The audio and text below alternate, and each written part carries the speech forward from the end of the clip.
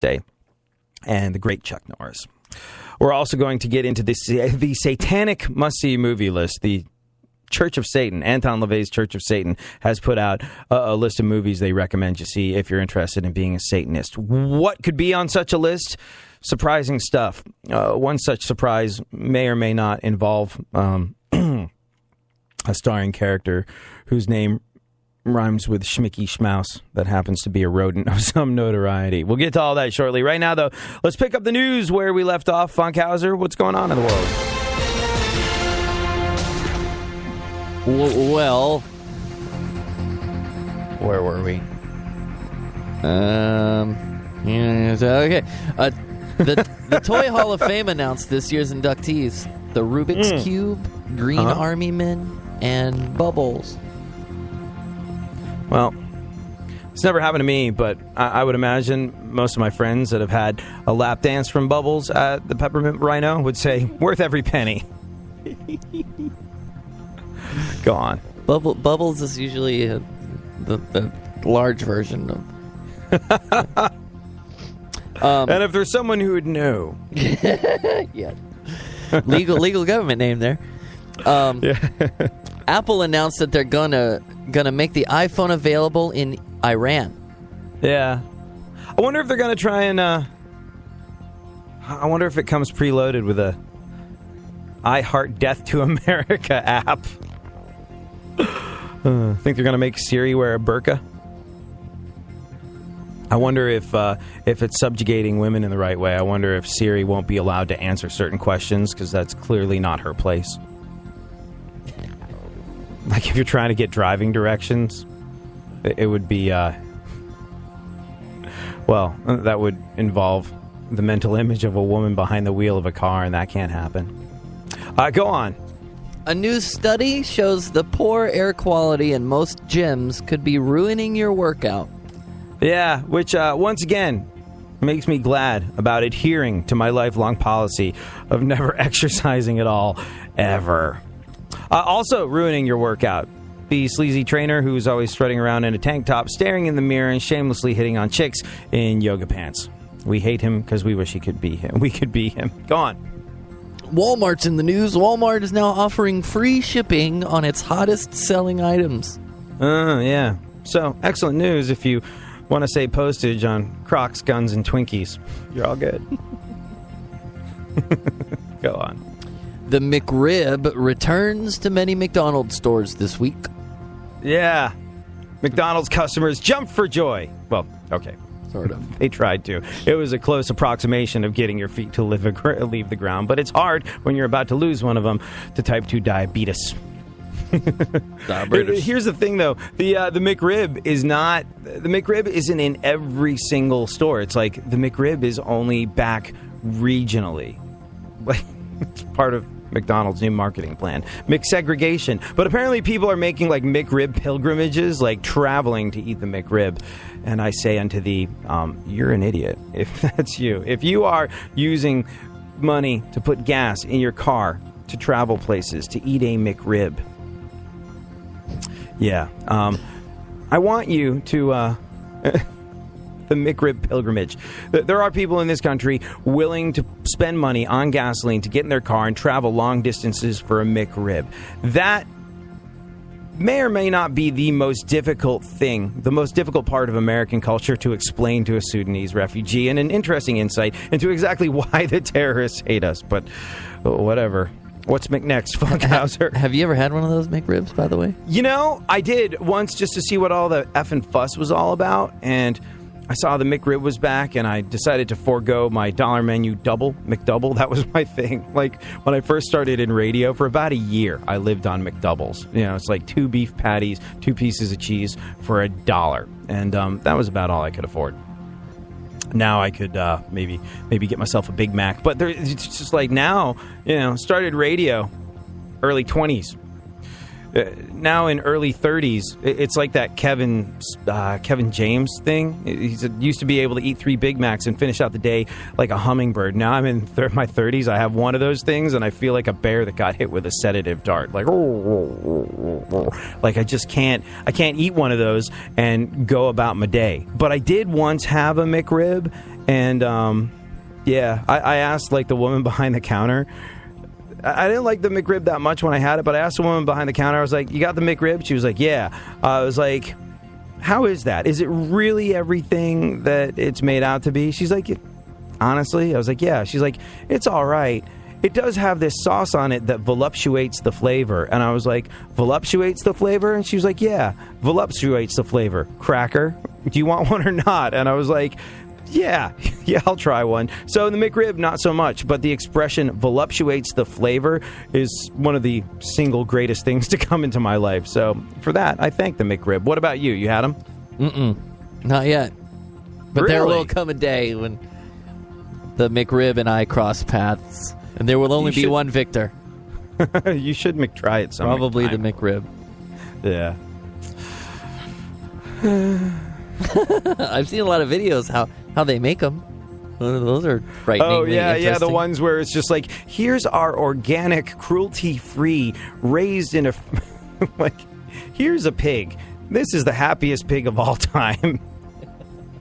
He lives in a land made up mostly of fluffy marshmallow clouds and gumdrop fields. And he can't wait to become your McRib sandwich. Like, yeah, no, I've seen the McRib propaganda films. Like, I get it. It's cool, and I understand that, look, McDonald's takes a lot of flack for their food being what's poisoning America and, in fact, the world. And I don't think it's really as bad as it's made out to be, but I don't for a second buy the Happy McPiggerstein heads off to McRibville with a smile on its face, tap dancing all the way on its little cloven hooves. Music means it's not how you use it. You gave it a shot, you tried your best you sucked without enough, so hang it up, just give it up. It's time somebody let you know that you will never let you know that. iHeartRadio goes one-on-one with Jimmy Page to talk about putting Led Zeppelin together in just a matter of months. I've found Robert. I've managed to feel John Bonham's playing. He was playing with Tim Rose. I managed to hear that, and then John Paul Jones came into it right at the tail end. He called me up and said, I hear you putting a group together. I want to get out of studio work. I'd been out of studio work because I'd been in the Yardbirds. And then we had this rehearsal. Sure. But the fact is, from that rehearsal, we, in my house, routining the material and for the album and also the live shows in September. And then we're into the studio recording. And so if we're saying, even say, the month of September, it's September, October, there's Christmas, we're already touring over here in December, late December, January. In January, we've completed the album's ready to come out, and we played in San Francisco, which is where we just suddenly, that's it. Keep listening to iHeartRadio for more Jimmy Page and all your favorite artists. iHeartRadio goes one-on-one with Jimmy Page to discuss what the most important things to nurture and cherish really are. I was self-taught, but I did have to take on the role of reading music, or I would have got kicked. Well, I could have got kicked out of sessions on the very first one that I did if I'd have been had no discipline, and if, because that's what they needed. They needed to deliver. But how important all the academic side was, and how I understood how important that it was, but also the fact that if you have your own character in music and your own personality, and you're lucky enough to find that you can be able to write a few things, and that is so important to nourish and cherish as well. Keep listening to iHeartRadio for more Jimmy Page and all your favorite artists. Delivering fascinating subjects, interesting talk, and boobs and fart jokes. AD on iHeartRadio. Yeah, oh, let's go. Talking that mess, better act like you know. Oh, let's go tonight. Walk away, punk, yeah, bitch. That's right, I know this. You're nothing but a punk, bitch. You're nothing but a punk, bitch. So walk away, yeah. Did you see that Dolores chick, the lead singer of the Cranberries, who, by the way, must have a picture of herself in the basement getting old like Dorian Gray, because she looks exactly the same as she did when I was in middle school. But she made the news for assaulting.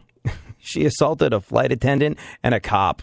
This was surprising to me. Today, the lead singer of the Irish band The Cranberries was arrested for assaulting a flight attendant and a police officer. Doctors say it could be years before the victims get that song out of their head. And there's no medicine you can take. It will linger. You have to. There's no choice. You have to. You have to let it linger. Well played. What do you think of him, Funkhauser? What do you think of Seth Meyers? He's all right. Yeah, that's pretty much how I feel about it. He's slowly winning me over because I was like, really? This guy? Who's he? He needs to just sit there for like 3 years and be funny for like 3 or 4 years. Not do anything else. Just to sit there and be funny. Yeah. Yeah, no, I'm beginning to warm to him. And I guess that's the plan. You kind of warm to him because, it's just... At least they're giving him a shot. I don't know. Maybe more people are aware of it, but like, at least they didn't put him through some sort of situation where, and I don't even know how ratings have been for the show, but like everybody I know seems to feel the same way, where it's just like, that guy? Okay, it's on. I guess I'll watch it. Have they picked whoever's going to be like his competitor on the other network yet? Oh, when Craig Ferguson bails? Yeah. I heard. I don't remember. I heard it might have been, what's the guy that does the soup that's on... Joel McHale? Yeah, that was a rumor I heard. I don't know if there's any truth to that whatsoever, but there was sort of like, that was floating around for a minute. What do you think? Joel McHale? Yay? Nay? Sure. Anybody could read those cue cards pretty well for a few years. Yeah. At 2 o'clock in the morning or whatever it's on. This is a great job.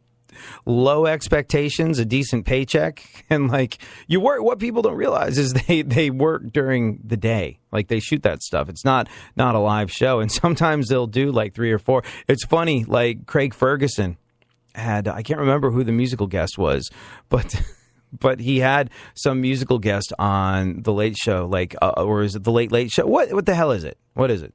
Late Show? Late Show with Craig Ferguson. Yeah, so like they had, and he basically bailed when he found out he wasn't getting the Letterman gig. I think that was the thing. Like it was announced that Colbert was taking over Letterman's gig, and he was like, "Okay, terrific. That's it for me. I'm out. I'm going to own something." And I think he's producing a show now. He's hosting Celebrity Name Game or something on some other network.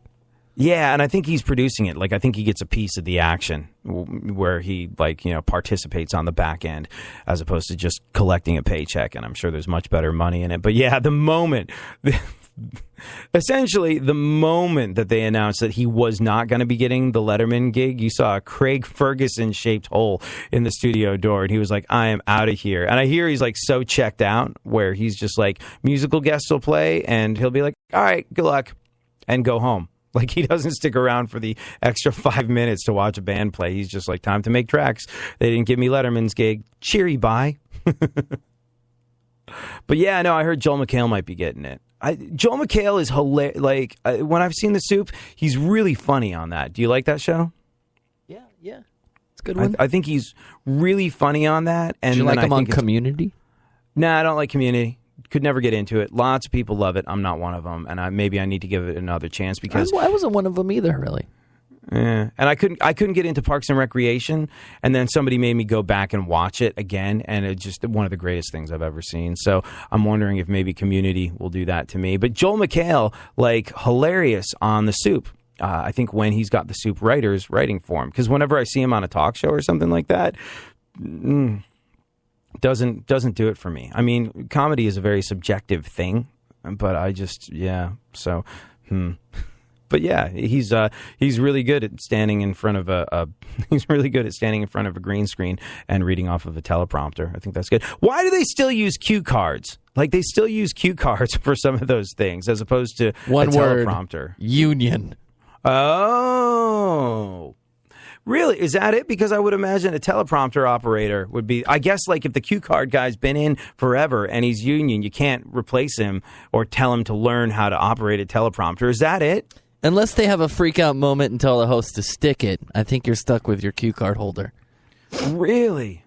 Because, like, I've used a teleprompter before. It's great.